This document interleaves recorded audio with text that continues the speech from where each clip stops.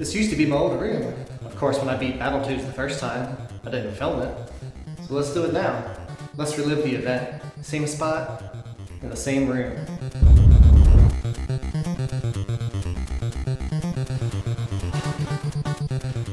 I'm gonna share something with you all that I've never told anyone.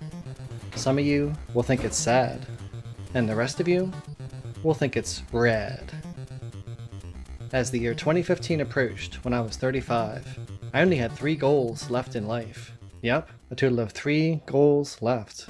1, to be around to see the NASA New Horizons probe fly past Pluto, at last giving us a closer look as to what this mysterious planetary body finally looks like. And I was. Goal number 2, to be around to see the new upcoming Star Wars movie, The Force Awakens, which I did, and was unfortunately disappointed. And goal number 3, to finally beat Battletoads. That sounds fake and completely made up, but I swear to you, it's the absolute truth. I began my return to retro gaming right around the time that I met my first 2 goals, purely by coincidence, when I found an NES and bag of games in my basement, abandoned from a previous, unknown roommate. I talked about my quest to beat 100 NES games back in episode 59, and I even referred to Battletoads numerous times while posting my game end screens on social media. I thought that one day I might actually be able to really do this, and that day eventually did come. Battletoads ended up being game number 60. My final goal in life had been completed on June 2nd, 2017. Until I had a new goal, a new ultimate life goal, the goal of beating Battletoads on as many CRTs as possible.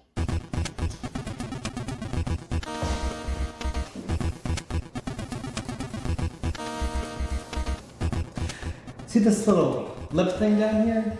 I don't understand why they put these on these TVs. And I don't understand the purpose because usually they just get broken. And remember I mentioned this because we're going to see this very soon again in the future.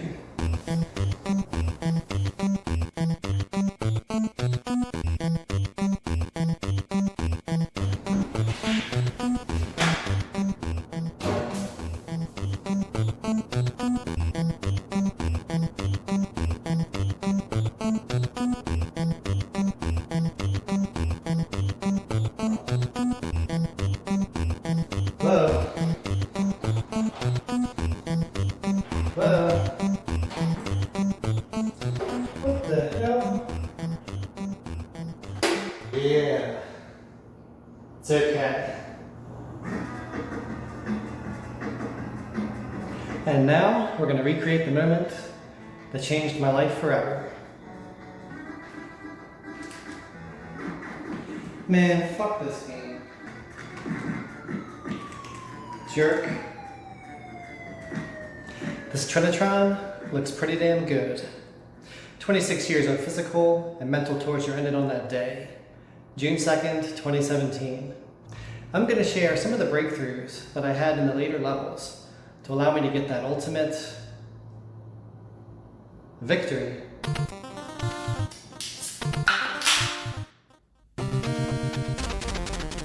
Even though my friend up the street beat the turbo tunnel before me, I eventually did beat it myself as a kid, but didn't get much farther than that.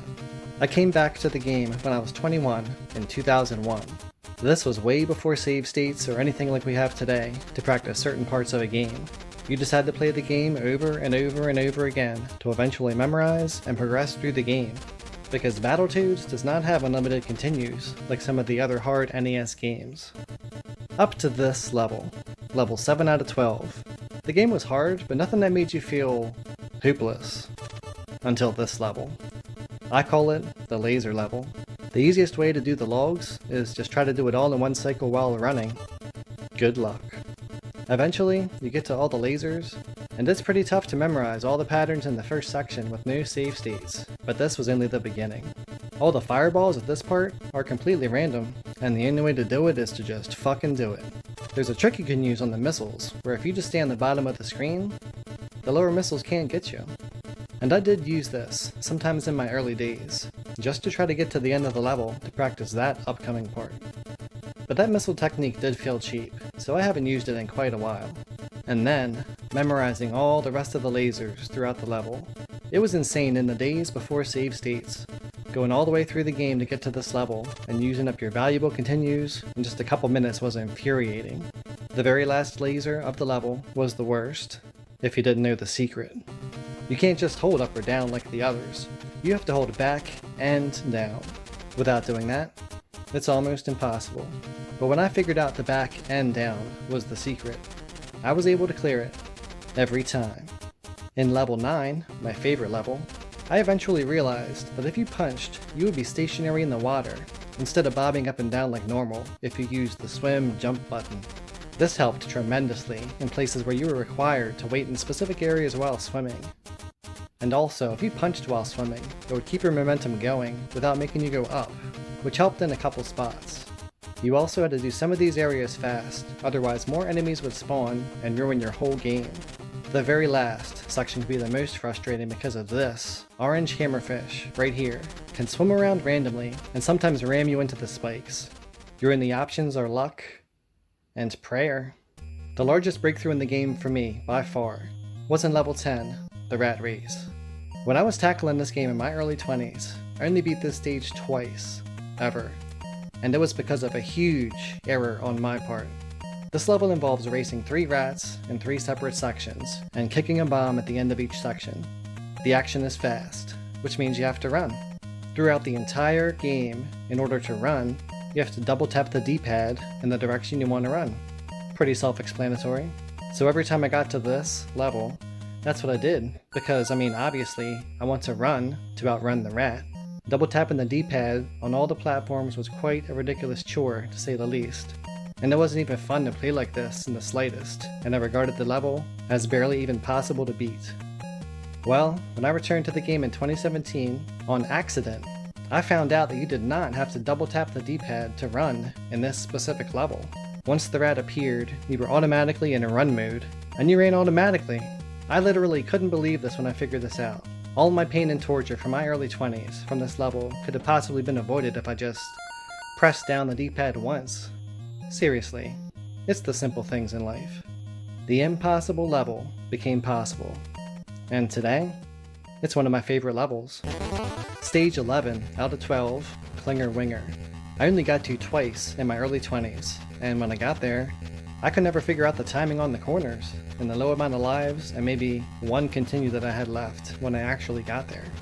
But when I returned to the game in 2017, with my new strats and tricks, when I was getting up to this level with a bunch of lives and all my continues, I figured out the timing. And I've never lost to this level since, unless I distracted myself while I was filming it, or playing it on really distorted CRTs from the past, like on the Spectra, or the second Fallout CRT. The boss is a piece of cake. And the very last level of this nightmare of a game wasn't that bad. A couple parts will trip you up or were a little tricky, but after you memorized what to do, it was all good.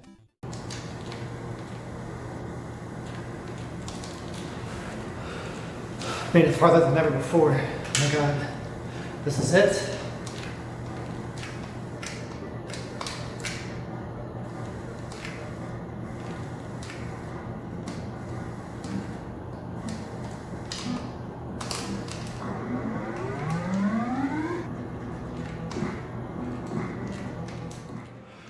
The Dark Queen. How many forms is she gonna have? 3? Like Dracula? Probably. However, the final boss of the game, the Dark Queen, I had never looked it up online before. I knew absolutely nothing about it, so I had absolutely no clue what to expect. Except for my own death.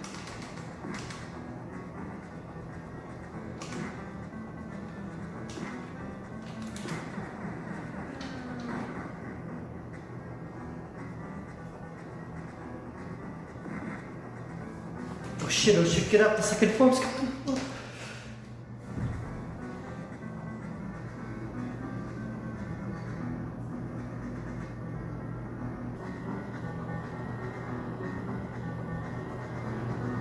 Wait a minute.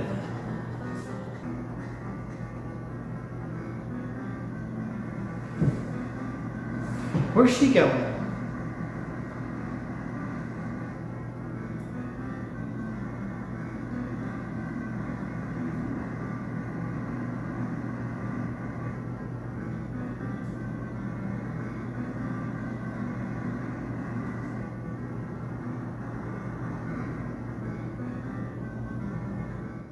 I did it!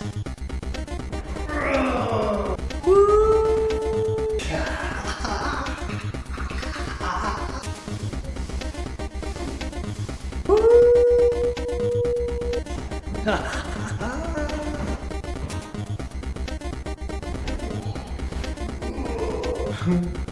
I can't believe it. I can't believe it. Okay, maybe it didn't happen exactly like the last 20 seconds, but I think you understand. And who would have guessed that my life's mission now is to beat Battletoads on as many CRTs as possible? I was just trying to do it on one. That just goes to show we never know what life's going to bring us or where it's going to lead us. And trust me, I think we have plenty more Battletoads memories left to come.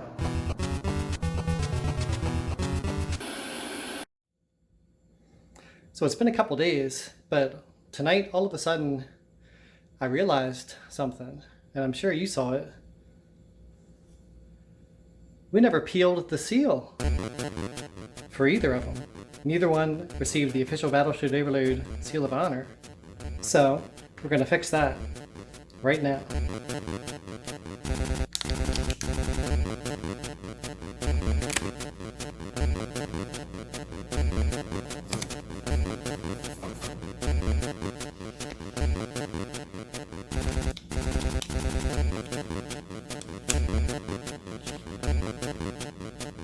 That was a good peel the seal.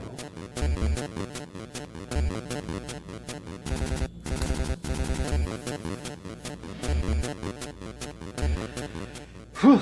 Okay, I feel a lot better now. Total oversight on my part. I was just so excited in the moment that it just slipped my mind. But never again. We will never ever forget again to give the Battletoad Overload Seal of Honor to the CRTs that I beat Battletoads on. So, I guess in the morning, there's only one thing left for us to do.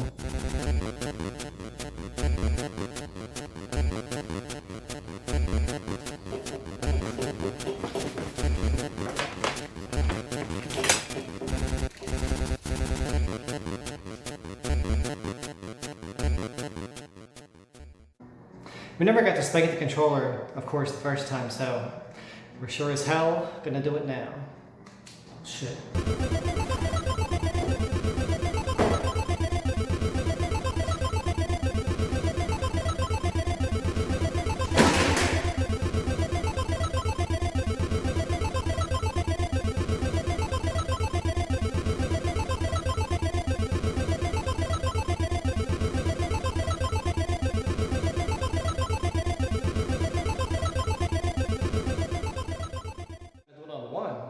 That just goes to show we never know where life is going to take us.